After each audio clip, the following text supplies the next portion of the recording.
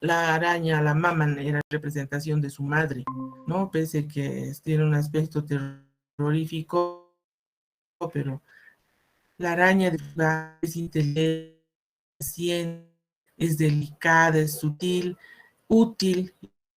Si yo la veo a mi madre, decía, ¿no? Esa maman es la madre yo a quien amaba muchísimo, ¿no? Esta araña, que la que cuida y protege a sus crías, ¿no? Ahí se ve el vientre de Maman y los huevos de mármol que están contenidos allí en su vientre. Como decía Bourgeois, es porque ella veía siempre que la araña es al mismo tiempo, o diríamos, su madre era fuerte y frágil al mismo tiempo, una artista que teje, ¿no? Y no solo eso, decía, si desgarras la tela de una araña, ella la vuelve a tejer, la restaura sin alterarse, ¿no? Vuelve hilito a poner todo en su lugar. La madre de Bourgeois era tejedora, tenía la familia un negocio de restauración de tapices, y esta obra está inspirada en su infancia y su vida familiar y su vida íntima más profunda, ¿no? Eh, por eso se dice que estas obras de Bourgeois y básicamente La Maman es un relato personal, que en realidad tiene la profundidad de cómo es la representación de su madre, ¿no es cierto? La Maman es su madre, representando uno de los sentimientos más profundos que tiene el ser humano, que es ese sentimiento de amor por la madre. No es exactamente, digamos, el arquetipo de la representación de ser una madre, pero sí va, digamos, hacia los sentidos más universales que hay, ¿no? Que trasciende las culturas de la madre. Pero más en específico, digamos, dónde está la profundidad, bueno, esta hizo cuando ya tenía casi 80 años, o sea, en su madurez artística, ¿no? Es un relato que resume la vida y los conflictos familiares íntimos del docente y la bourgeois. Por eso dice, su obra se inscribe en el espacio y en la memoria de su vida desde la infancia. Tanto en lo consciente como en lo inconsciente, y de su vida, de los recuerdos de su familia, de su vida y la pérdida de sus seres queridos, ¿no? Luis Bourgeois era hija única, aquí está en esta foto con su madre. Ella era hija única y creció en una familia muy querida, en ese taller de arreglo de textiles, de tapices que tenía. Y en 1918, cuando llegó la gripe española al mundo, que se considera la peor pandemia antes de la del COVID, pues su madre cayó enferma de la gripe española. Le costó muchísimo salir de esa pandemia y quedó muy afectada, ¿no? Por lo que significó para su salud. Y entonces decidieron que para que continuase el taller tenían que contratar a una persona, y contrataron a esa persona. Era una mujer que poco a poco se fue incorporando tanto a la vida cotidiana, que finalmente llegó a ser la madre de su esposo, la madre, la amante del padre, ¿no? Entonces ella vio de niña todo ese drama, digamos, como su madre sufría, siempre ella la acompañaba a su mamá, eh, y bueno, su madre finalmente murió, por eso dice la pérdida de sus seres queridos. Siguió ella porque su padre le dijo que ella tenía que hacerse cargo del negocio, y entonces ella siguió a disgusto, digamos, continuando en su adolescencia con de los textiles de la familia.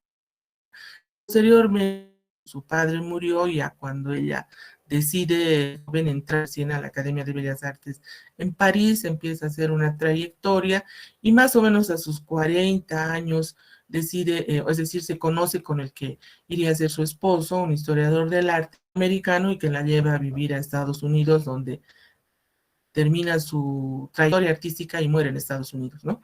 Entonces, allí ella también va a tener, bueno, unos años felices con su esposo, pero infelizmente también lo va a perder en el camino, y por eso es que es esta historia de recuerdos y de pensamientos conscientes y subconscientes de Bourgeois que expresa la Maman, ¿no? Y por eso es que ella se relaciona también con el cuerpo. Es interesante, ¿no? Lo que plantea Bourgeois, por cuanto, pues, la Maman, ¿no?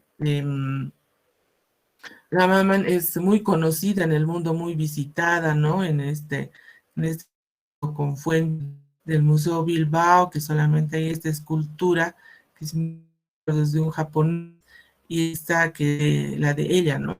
Nos lleva también a una cuestión, ¿no? Que es importante, que es la posibilidad de ver también a estos sentimientos tan profundos, estas representaciones tan profundas como es la madre, eh, desde la animalidad, ¿no? Ella no tiene ningún resquemor, digamos, en cruzar esta frontera y asemejarla a ella. Es totalmente bondadosa la araña, totalmente maternal, ¿no? Y eso es interesante, ¿no? Porque eh, más ella no tiene una visión romántica, arquetípica, digamos, en ese sentido de la madre, sino por el contrario, una visión muy libre, ¿no? De lo que era su madre, que es su, o sea, que también ahí vemos como del artista, si bien puede ser su entorno, su contexto cultural, como Raúl Lara, con relación a uno de sus maestros, con Luis Bourgeois vemos que también puede ser esos, los sentimientos más íntimos, más profundos, casi que es un psicoanálisis la Maman, para Luis Bourgeois, todo ese entramado que de experiencia y de ese yo íntimo, justamente, ¿no? Que se ve cuando ¿por qué representó así a la Maman, ¿no? No sé si alguien quiere hacer un comentario de Luis Bourgeois o de la Maman.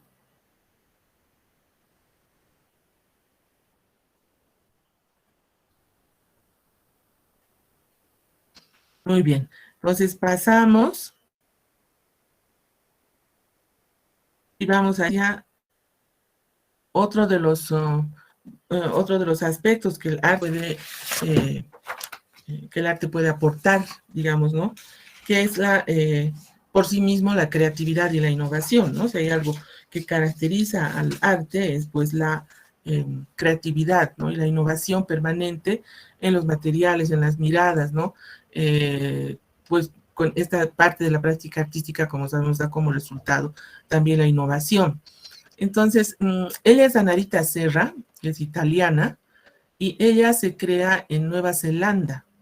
Nueva Zelanda, que está un poco más al sureste, digamos así, de Australia. Algunos consideran que en sí mismo Nueva Zelanda debería ser otro continente, porque es una parte insular bastante grande y también aislada. Y Nueva Zelanda, bueno, es un lugar, una isla muy grande, está totalmente, obviamente, como toda isla, rodeada de agua, ¿no? Entonces, es una belleza la que tiene Nueva Zelanda, el color, el verde fascinante, el azul intenso, etcétera.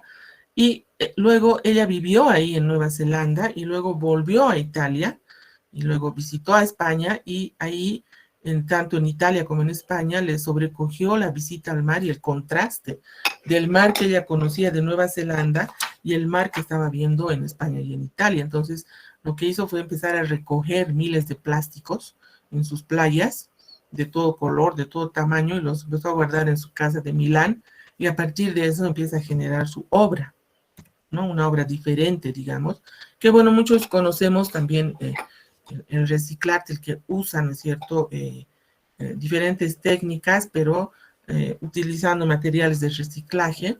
En este caso, lo que ella busca directamente es lo que ella llama el arte que salva el mar, ¿no? Es una especie, digamos así, de innovación, pero hay una creatividad ahí, porque ella, bueno, utiliza su obra como un espacio de denuncia frente a la muerte de los mares, ¿no? Por la abundancia sin límites del plástico, el plástico que verdaderamente nos está matando a todos, ¿no? En todo el planeta, y que haya básicamente ese mar que ha visto en Nueva Zelanda y el mar que ha visto en España y en Italia, donde uno diría deben ser ahí limpiar las cosas, pues no, ella se preocupa de que está también así contaminado, ¿no?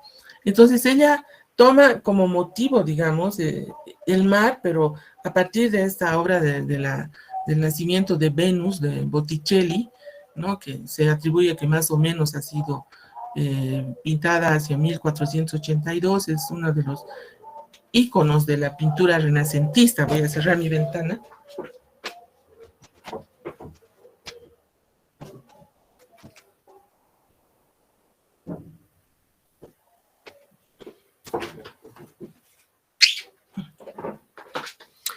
Entonces, ella toma eso, ella admira, digamos, esta obra, ¿no?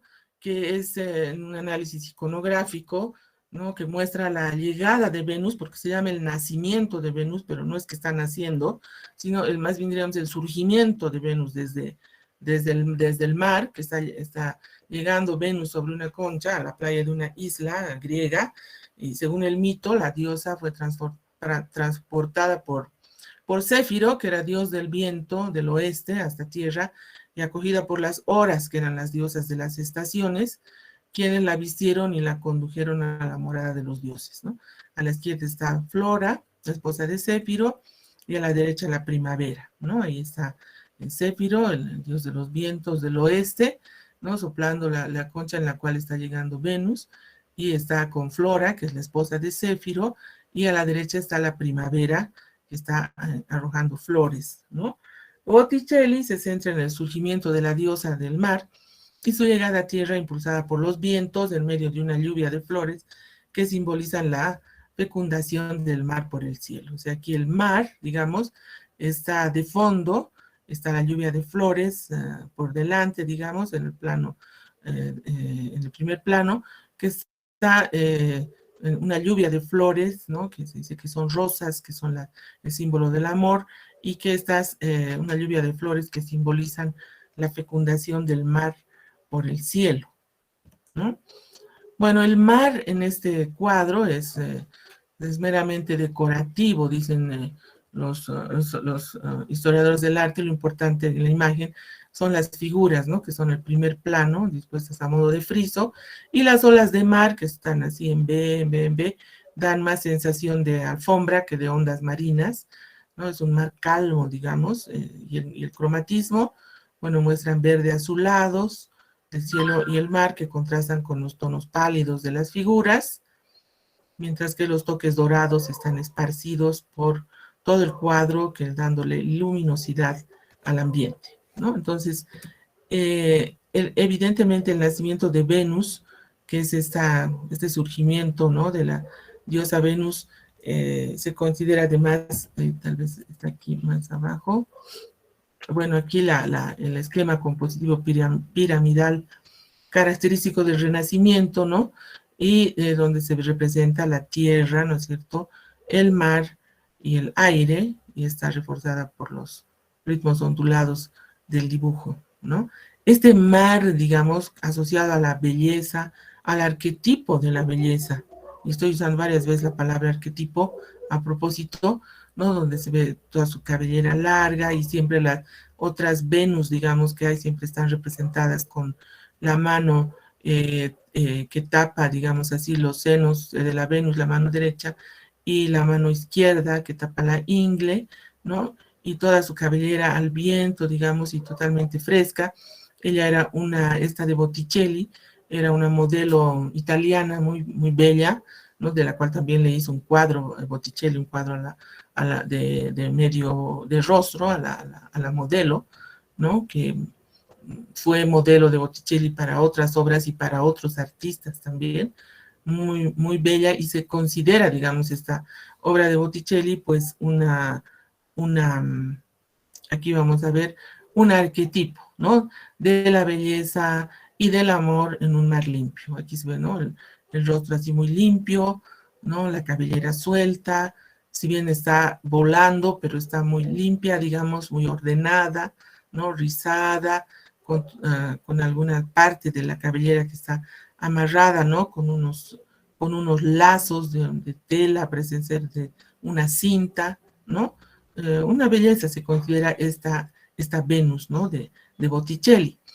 Y Anerita Serra la reinterpreta, digamos, que esto es totalmente válido, digamos, en el arte, la reinterpreta en función de este reciclarte, y bueno, pone a la Venus, digamos así, la Venus en el mar siglo XXI, ¿no? Un mar que ha dejado de ser ese mar que nos presenta Botticelli, ¿no? Un mar calmo, un mar calmo y limpio, da una sensación, sí, como alfombra, dice, pero una sensación muy pacífica del mar, ¿no? Muy serena y sin ninguna cosa que haya una injerencia, mientras que acá el mar como fondo, digamos, de la Venus, es un mar, bueno, pues descríbanlo ustedes, ¿no? Un mar donde encontramos todo lo que se encuentra, ¿no? De basura en el fondo del mar, que ya es una cosa espeluznante, ¿no? Porque ahí está, bueno, aquí se ve, ¿no? Lo que ella encontró justamente en las playas de Barcelona y de Italia, tapitas de refrescos, ¿no?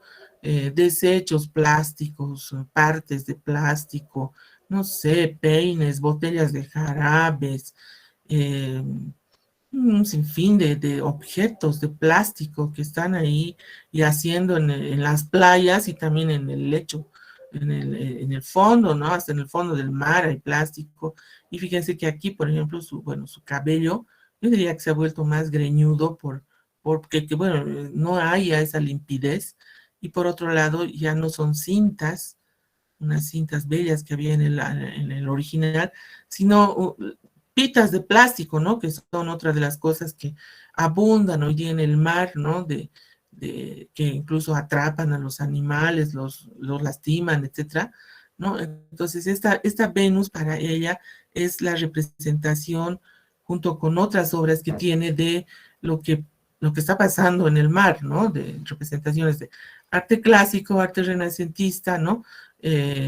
Arte más contemporáneo, ¿no es cierto? Por ejemplo, de la Frida Kahlo, o su crítica al consumismo que está produciendo todo esto, y sus mares que ya son así, ¿no? Como aquí se ve, bañadores flotando, y bueno, una serie de desechos en todo ese trasfondo que ella pone para el mar, ¿no? Entonces lo que ella dice es: yo busco sensibilizar a las personas en una suerte de misión para que aportemos a resolver un problema de dimensiones planetarias, la necesidad de ver lo que está causando el plástico que paralelamente está sofocando el mar, ¿no? Entonces, igual todos sus retratos y todas sus expresiones son de esa basura que nos está inundando por todas partes y que ya le da a ella un sentido, aunque para ella carece de sentido. Este reciclarte y por el mar, digamos, no es ella la única. Aquí vemos, por ejemplo, una otra exposición que se hizo donde también ella participó de estas olas rompientes de mar, ¿no es cierto? Bueno, construidas sobre un esqueleto, digamos, que también tiene plástico, pero aquí el reciclarte está en que toda esta obra está construida, bueno, esta parte que son las olas rompientes, ¿no? De las olas, y toda esta parte está construida con cientos de miles de pajitas, como se llaman, o bombillas, que son otra de las cositas, ¿no? Que están igual ahogando todos los que son manantiales, aguas dulces y saladas en el planeta, ¿no? Es otro reciclarte relacionado con el mar y esta necesidad de tomar conciencia de que yo siempre digo, cuando les den una botella con la bombilla, que decir sin bombilla, por favor, y con las bolsitas nylon hay que salir con bolsitas recicladas de la casa, porque si no, uno vuelve con 3, 4, 2, 1 todos los días, y eso es al infinito realmente muy nocivo, ¿no es cierto? Para la vida, porque el agua es vida, y a eso va la obra de Anarita Serra, ¿no? En cuanto a creatividad e innovación, o sea, sobre un problema emergente que hay, o un problema ya tan presente, ni siquiera latente, ella propone algo, digamos, y en primer lugar, bueno, limpia la playa aguarrotando lo que le alcance, digamos, en el almacén de su casa para poder hacer luego ese reciclarte con sus obras, y fundamentalmente la que se le reconoce es esta, la Venus de Anarita Serra. Y parece ser que en nuestro medio también está presente, digamos, esta cuestión del plástico, aunque de otras formas, ¿no? Lo he puesto aquí porque me ha llamado la atención, lo he visto el otro día en una entrevista a Christian Laime, ¿no? Que es,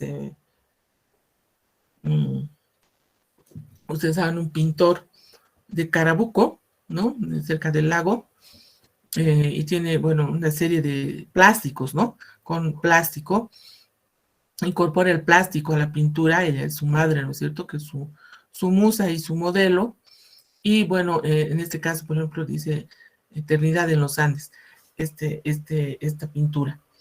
En la entrevista que he visto, él decía, ¿por qué usan nylon? Le preguntaron, porque en unos utiliza aquí el nylon amarillo, en otros utiliza el nylon azul, en otros el nylon rojo y así. Y dice, bueno, yo nací en Carabuco y después me vine a vivir con mi madre al Alto. Y ahí vive en el Alto. Y entonces dice él, en el Alto todo es nylon. O sea, el nylon está presente en absolutamente toda la vida cotidiana, se usa nylon para todo. Y entonces para mí, dice, ha sido muy natural incorporar el nylon a la pintura, ¿no? Y lo utiliza así.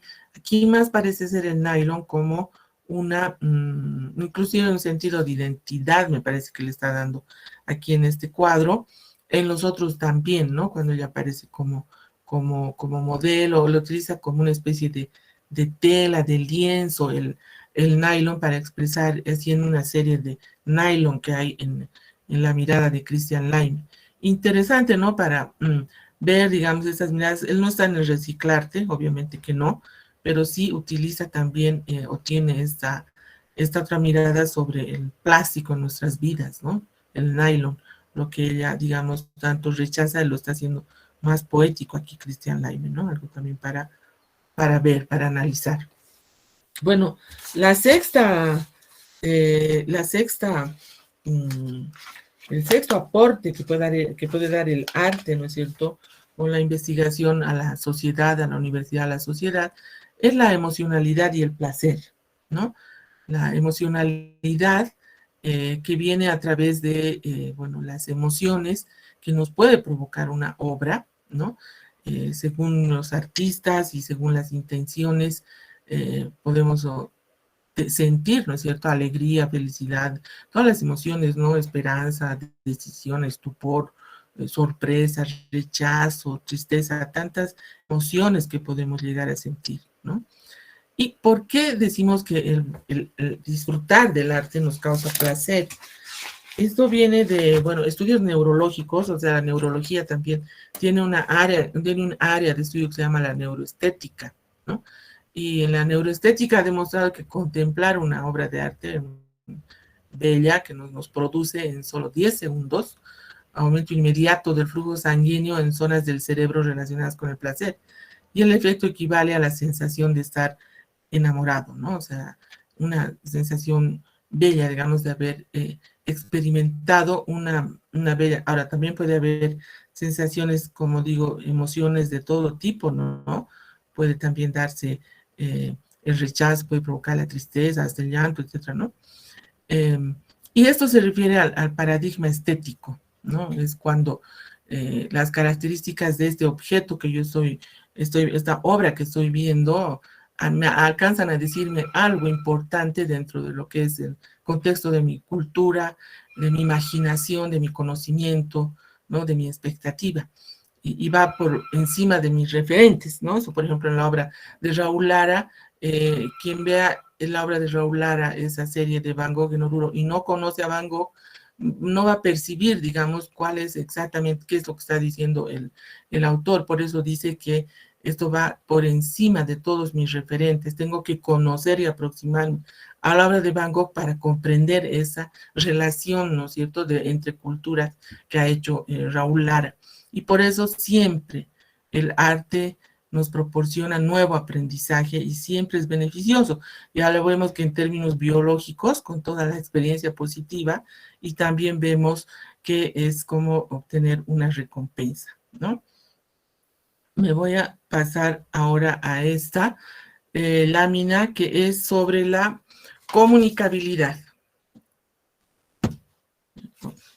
La comunicabilidad se refiere a algo muy específico del arte y del diseño gráfico también, obviamente, que es la gran capacidad de comunicación que tiene el arte y el diseño, porque es por la transmisión de mensajes visuales, el lenguaje que tiene, ¿no es cierto? Muchas veces, si bien siempre lo hace en códigos culturales, siempre lo hace en códigos culturales, pero tiene la capacidad de trascender esos códigos a través de la imagen, ¿no? Y de generar una comunicación. Entonces, lo bello es admirable, digamos, desde diferentes códigos culturales y además podemos ver que también, como hemos visto a lo largo y ustedes están viendo en otras materias, el arte también, al hacer esta comunicación visual, tiene que sintetizar, ¿no? Como hemos visto que, por ejemplo, la madre está sintetizada, un tema tan complejo, está sintetizada en ese arácnido, ¿no? Y aquí vemos, por ejemplo, desde el punto de vista del diseño gráfico, la comunicabilidad, este cartel, que es un bello mapa turístico de Japón. En este cartel podemos ver, ¿verdad? Podemos ver los códigos culturales más importantes del Japón, unos 15 iconos serán, con lo cual podemos tener una idea, digamos que este es un mapa turístico, ¿no? Lugares importantes en cuanto a la religión, ¿no? El sintoísmo, que son estas las puertas de entrada, ¿no? A los santuarios del sintoísmo. Ahí podemos ver también las geishas, ¿no es cierto? Podemos ver el árbol del cerezo mismo donde está, que es el árbol que identifica, ¿no? De identidad del Japón, ¿no? El sol poniente, ¿no es cierto? Que es el imperio, ¿no? Del sol. O también este otro que es igual una síntesis, digamos, de iconos, donde solamente hay una sola palabra, en el otro creo que hay una también. Hay, sí, una, dos, digamos. Las de japonés no sé si son palabras o son, no sé cuántas palabras son, más bien, y no sé el significado de ellas, pero, y aquí tenemos una claramente, ¿no? Entonces, la comunicabilidad significa que el arte y la comunicación son un binomio, ¿no? Son algo que son indisolubles, un binomio sólido, porque la comunicación es parte de la esencia del ser humano y el arte trabaja con la comunicación, ¿no? A través, como hemos dicho, de la transmisión de ideas, de sentimientos, de emociones, de pensamiento creativo, ¿no? Entonces, esa habilidad le permite dar ese tipo de mensajes complejos en que solamente una mirada, se puede captar en una mirada, ¿no? En una mirada profunda, digamos, ¿no? En una mirada larga, ¿no? Entonces, como decía Auguste Renoir, la obra de arte es el medio por el cual el artista expresa su pasión, ¿no? Como la obra de arte es un acto de comunicación, es un acto de comunicación que tiene tres partes, ¿no? Un emisor, digamos, que es el artista, que va a codificar en una obra una idea, un mensaje, un símbolo, ¿no? A través de una obra que es su medio de comunicación y el receptor que es el público, que es el que la valora y es el que la decodifica. Como todo acto de comunicación, ¿no? Como todo acto de comunicación, este acto de comunicación es tal, o sea, es un acto de comunicación cuando la obra es interpretada.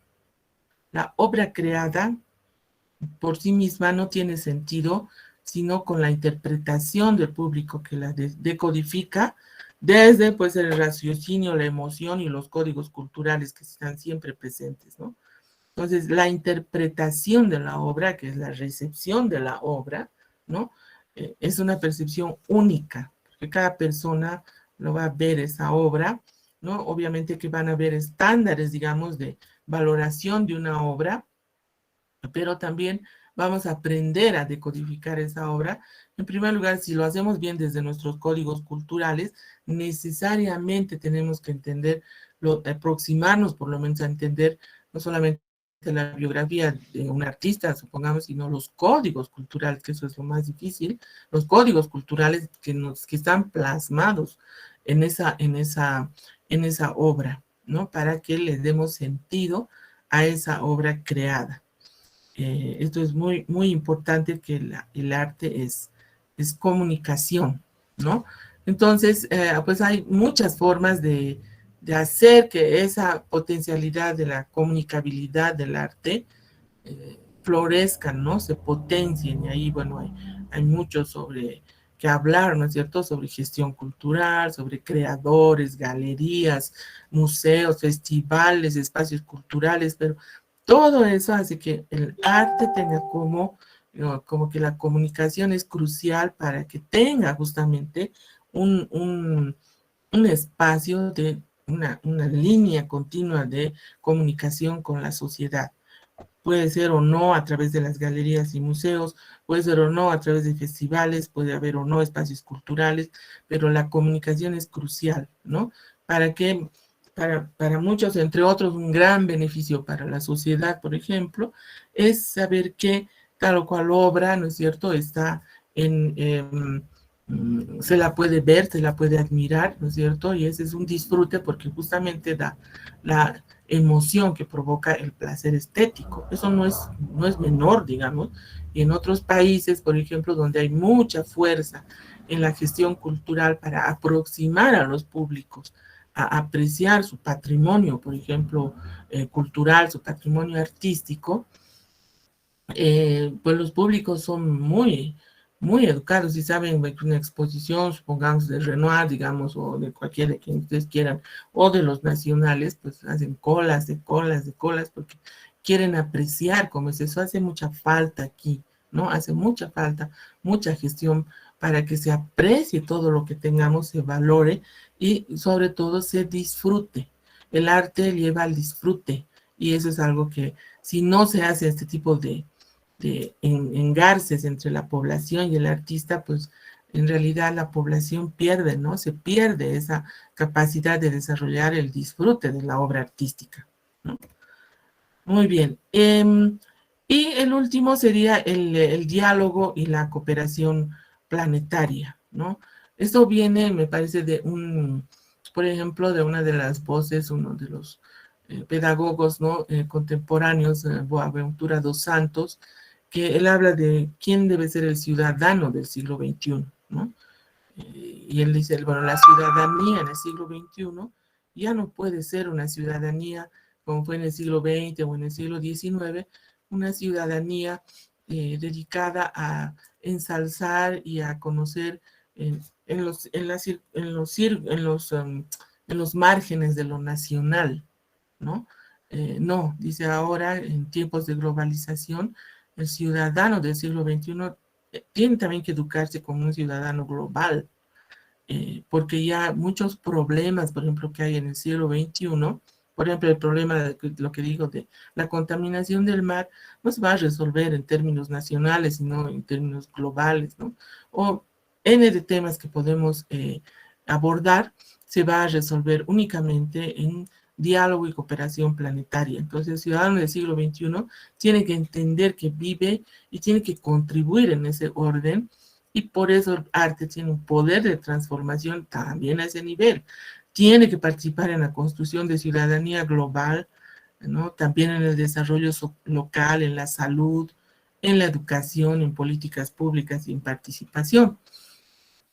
Por ejemplo, en educación, ya no tenía tiempo de poner ahí las láminas, pero eh, han habido experiencias muy importantes entre el arte y la educación, ¿no? Más allá de que la educación, o perdón, de que el arte esté incorporado en la currícula escolar como artes plásticas, como se llama, mucho más allá de eso, ¿no? Que hay que decir que gobiernos de todas partes, alguna vez también aquí en Bolivia querían eliminar artes plásticas porque es una comillas, pérdida de tiempo, ¿no? Eliminar filosofía, porque nada que ver, no se está aprendiendo nada ahí, ¿no? ¿Para qué vamos a gastar en eso, no? Dirían las autoridades, ¿para qué vamos a gastar en literatos? Nada que ver, o sea, realmente donde hay que invertir, pensaban de una manera muy equivocada esas autoridades, lo que hay que hacer es invertir en profesores de física, de matemáticas, porque esos nos van a dar la tecnología.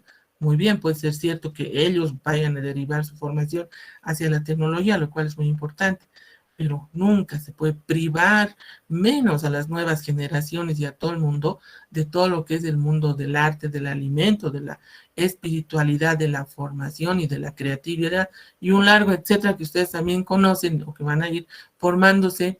Y entonces la educación, no solamente en este sentido de que siempre debe formar parte de la formación de las personas. Es, por ejemplo, muy raro que la universidad, y eso tal vez la carrera debería ser, no tenga, pues así como hay un consultorio de psicología, hay un consultorio de derecho, hay un consultorio de farmacia, hay un consultorio odontológico, hay un bus de turismo, no sé qué, pues debería haber un taller de arte, ¿no es cierto?, para los universitarios, que no van a hacer, que no van a estudiar arte, no van a tener la licenciatura con ustedes, pero para su formación, a ver, enseñaremos a los estudiantes universitarios apreciación de las obras artísticas. Nada, si solo hiciéramos eso, estaríamos haciendo una contribución a la universidad, ¿no?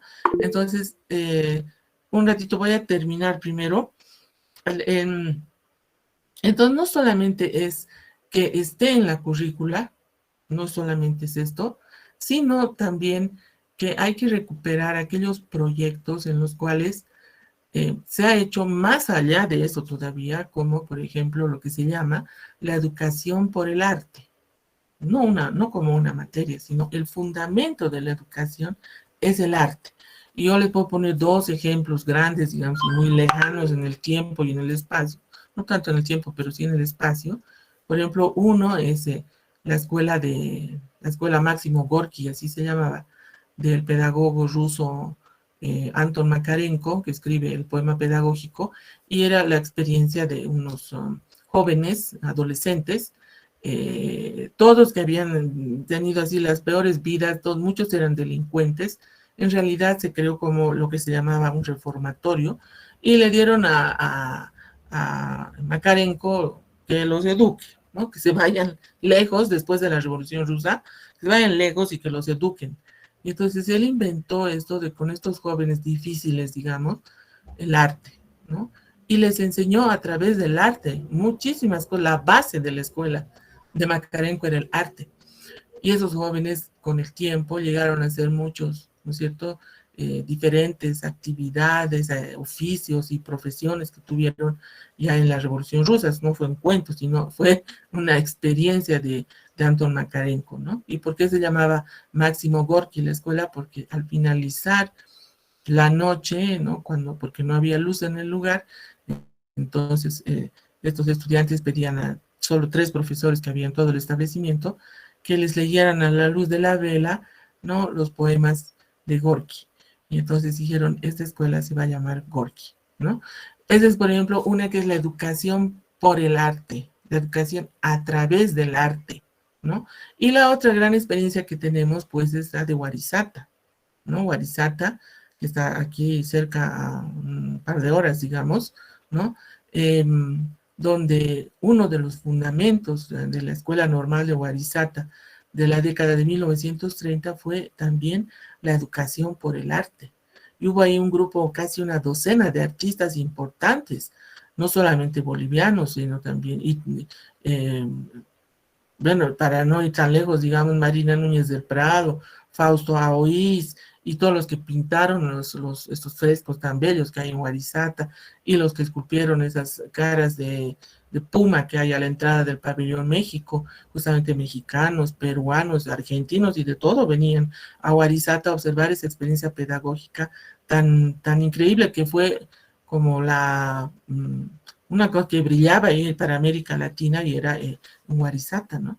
Entonces, no solamente es que pasen y hagan una materita que se llama artes plásticas, ¿no? La aspiración tiene que ser mucho más, es la educación por el arte, ¿no? Eso es fabuloso. Y finalmente, la educación y la salud, ¿no? Yo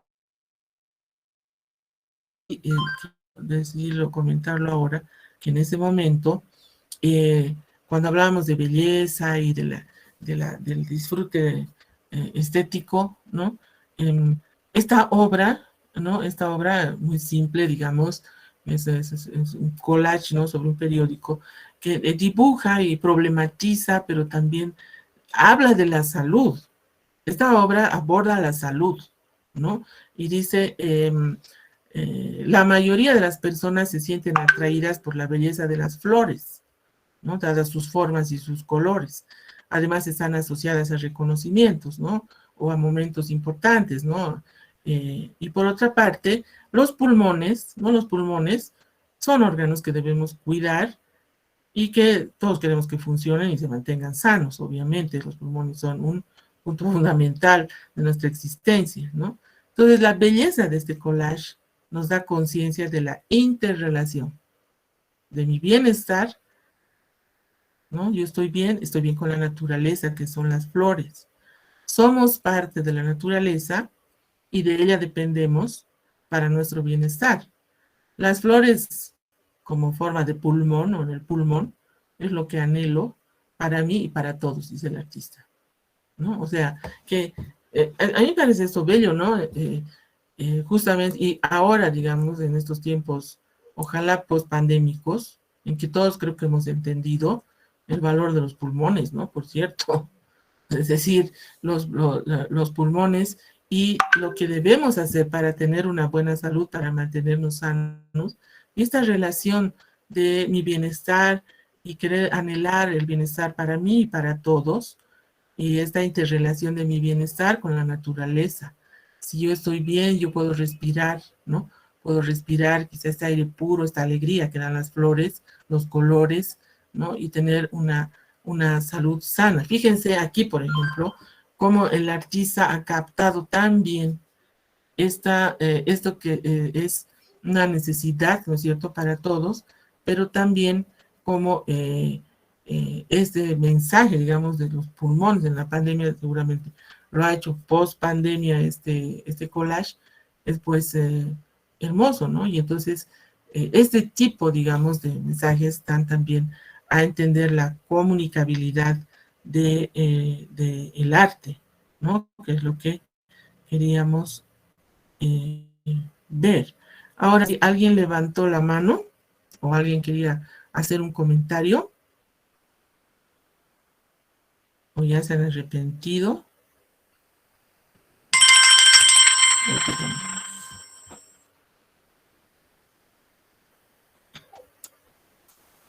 Muy bien. ¿Alguien quiere hacer algún comentario? Yo, Lice, buenas tardes, Lice. Yo creo que el arte tiene que ser amigable con la naturaleza, ya que nosotros dependemos de lo que hay, porque lo verde nos proporciona oxígeno, alimentación, y mayormente yo creo que el artista también tiene que innovar, como estaba diciendo. He visto algunos artistas que de la basura hacen hermosas, bellas creaciones. Se utilizan hasta llantas, he visto, y hacen enormes esculturas. Y es una manera de ayudar al planeta, yo digo, porque hoy en día el planeta está enfermo y nosotros como artistas también deberíamos apoyar eso. Es mi comentario. Así es. Gracias, Giovanni. Muy bien. ¿Algún otro comentario? Bueno, entonces, con esta parte hemos terminado la introducción de la materia y la próxima clase ya vamos a entrar a otro subtema que es un poco el análisis de la cultura. Entonces, para eso ya vamos a utilizar algún texto. Voy a ver esta semana cómo les hago llegar. ¿Ustedes están utilizando fotocopias en otras materias? Está ¿cómo se llamaba? La fotocopia está abierta en la carrera. Hasta ahorita no estamos usando ninguna fotocopias, licenciada. Ya, solamente con clases magistrales están. Sí, mayormente los licenciados nos proporcionan las diapositivas o en PDF para que nosotros volvamos a estudiar y a seguir estudiando. Ya. Yo les voy a proporcionar el texto, entonces lo voy a escanear porque, bueno, claro, les dejaba en fotocopia, ¿no? Pero no sé si ahora está, ¿cómo se llamaba esta chica, ¿no? Que tiene la tienda ahí, pero no importa, voy a poner en PDF para que ustedes puedan seguir las clases y después tengan el material de estudio. De todas maneras, se hace un dossier para el primer parcial, ¿no? Se llega a formar un dossier para el primer parcial. De hecho, pues ustedes ya tienen los apuntes que los tienen que tener, ¿no? Desde la conferencia de la responsable de la biblioteca, ¿no? Y todas las clases que hemos tenido hasta ahora, y sobre todo, está abierta la librería. Ya lo voy a tomar en cuenta. Mientras tanto, pero igual les puedo subir en PDF para que puedan tener el material. Bueno, entonces nos estaríamos viendo el próximo martes y hemos terminado la clase. Que tengan una buena semana entonces. Adelante, Indira.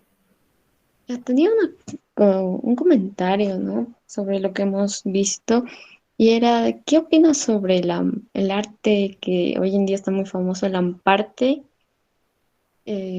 Porque hay momentos en que no cumple algunas cualidades de las que hemos podido ver, como dar un mensaje muy notorio, específico en algunos casos.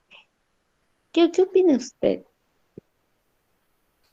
Sí, bueno, es esto de que carece, digamos, ¿no? De un conjunto de técnicas o de que tenga un trabajo más fino y de una formación más académica, digamos, ¿no? Es lo que se critica al Amparte, es lo que se le dice, por ejemplo, al mismo Banksy, ¿no? Que es un arte fácil, un arte sin mucha técnica, digamos, ¿no? Pero ahí yo creo que hay que ver, ¿no? Porque claro, algunos dicen, ¿y por qué Banksy sería considerado un artista que hace murales o que hace grafitis y otros que hacen grafitis no son considerados, ¿no? De la misma manera. Pero un artista que hace un óleo, digamos, no es por la técnica, digamos, que va a lograr únicamente, ¿no es cierto? Sino un conjunto de eh, de otra, de otros elementos, ¿no? Que van a hacer que la obra alcance, digamos, una importancia en todo el conjunto que quiere señalar, sea en su mensaje, en la estética que propone, ¿no? Lo que está proponiendo. Entonces, hay mucha crítica académica detrás de la Amparte, ¿no? Pero yo creo que hay algunas contribuciones que se pueden tomar en cuenta y hay otros pues, que no cumplen, digamos, sobre todo desde los criterios más académicos. Esa es mi opinión. Gracias. Bueno, otra consulta. Muy bien. Entonces, nos vemos entonces el próximo martes, y les alcanzo en la semana el material. Bueno, entonces que tengan buena tarde y hemos terminado la clase. Hasta luego. Hasta luego, profe. Que lo vaya bien. Chao, chao. Hasta luego a todos. Hasta luego, Licenciada. Hasta luego, Hasta luego, licenciada. Hasta luego.